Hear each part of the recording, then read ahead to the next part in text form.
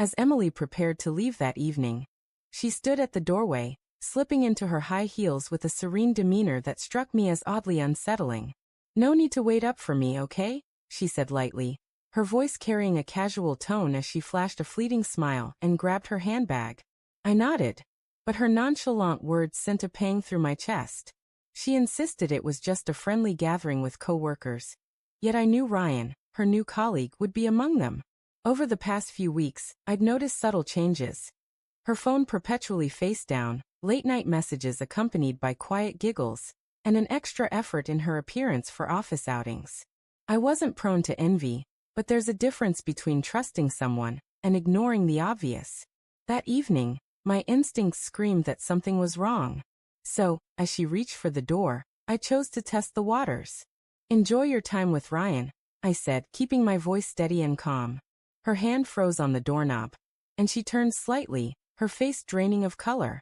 "What did you just say?" she whispered, her voice barely audible. I repeated myself, adding, "You don't need to lie to me, Emily.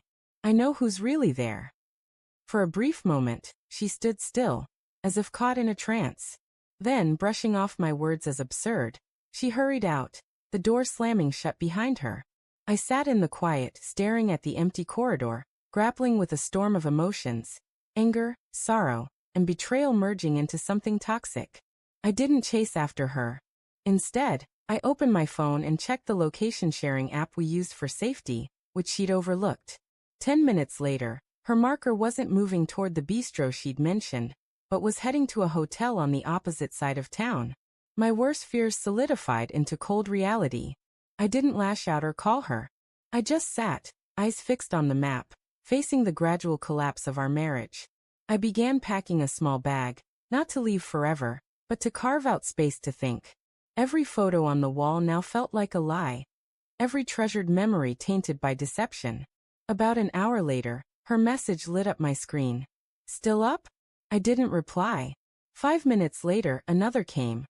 "I'm sorry if I upset you earlier. It's just work stuff." I stayed silent, letting the quiet speak volumes.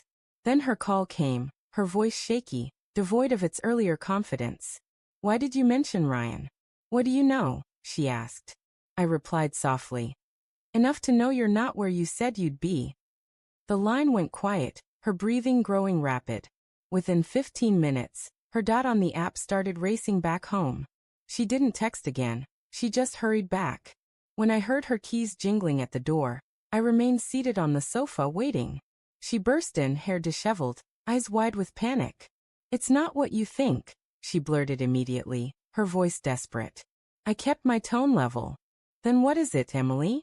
You're at a hotel with Ryan, and you expect me to believe it's about work?" Her lips trembled, tears pooling in her eyes. "It was a mistake," she whispered. "Nothing happened. I just wanted to feel seen." In that moment, I realized how far apart we'd drifted.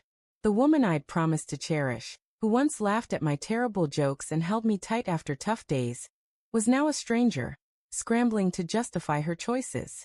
I didn't yell or belittle her.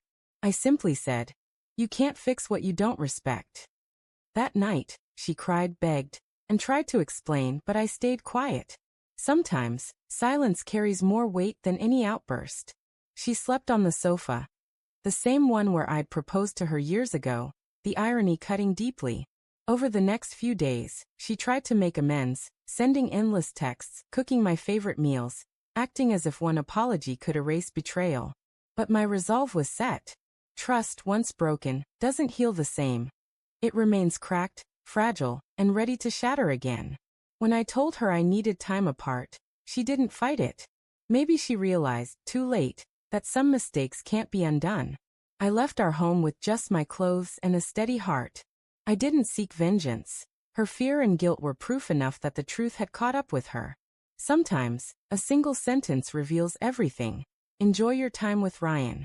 Those words weren't spoken in anger. They were a mirror she couldn't avoid, reflecting the truth of who she'd become.